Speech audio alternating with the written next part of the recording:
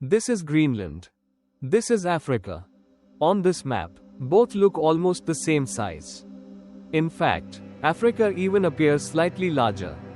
If you grew up seeing maps like this image would seem perfectly normal. But the truth is, Africa is 14 times larger than Greenland. This is no small mistake. It is a massive distortion. Even more surprising is that this distorted map is the very one many of us saw every day in school. Our understanding of the world's land masses has been shaped entirely by this map. This map is known as the Mercator projection. It might be the most famous map in the world. On this map, Greenland looks enormous. Russia appears almost endless. Canada and Alaska are also greatly exaggerated in size. Only Africa looks about right. But once this size distortion is corrected, everything changes. Africa is not just large. It is unimaginably vast. Greenland, which looks huge on the Mercator map, is actually about the same size as the Democratic Republic of the Congo. Alaska, stretched on this map, is smaller than Libya. So the question becomes obvious. If this map is so misleading, why is it everywhere? Why have we all grown up seeing it? Why do so many people believe the world's land masses actually look like this? To find the answer, we need to go back to 1569. The Mercator projection was created by Belgian cartographer Gerardus Mercator. And here's something most people don't know. He didn't create this map to teach geography. He created it for navigation. In the 16th century, explorers didn't need precise land area data. They needed clear sailing directions. To cross an ocean, you need a map that lets you draw a straight line and follow a constant compass bearing all the way. The Mercator projection did exactly that. Every straight line on this map represents a constant bearing. For navigation, it was a perfect tool. But there was a trade-off. The farther you are from the equator, the more land masses are stretched. Near the poles, this distortion reaches its peak. Greenland and Antarctica are blown out of proportion. Countries near the equator remain relatively accurate. But land in the northern and southern hemispheres is heavily stretched. Mercator himself knew this. He was aware of the size distortion. He never intended this map to be used in classrooms. It was designed for sailors. So how did this map become the default view of the world? The answer lies in history. The Mercator map rose to prominence during the age of European exploration and colonization. On this map, Europe looks large, powerful, and centered.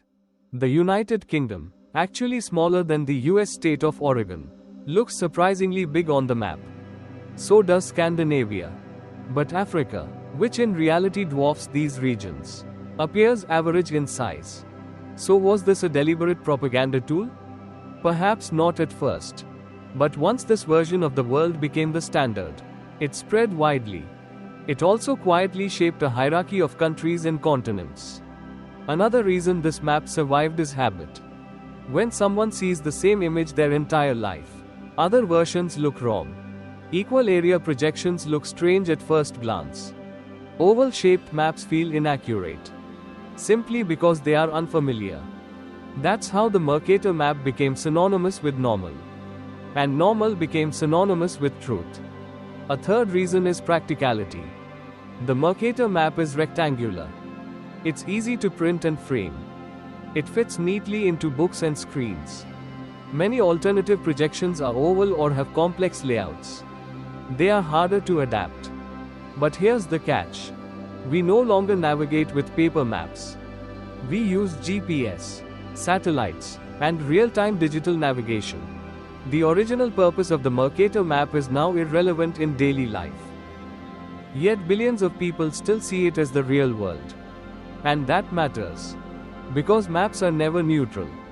They don't just show the world. They shape how we understand it.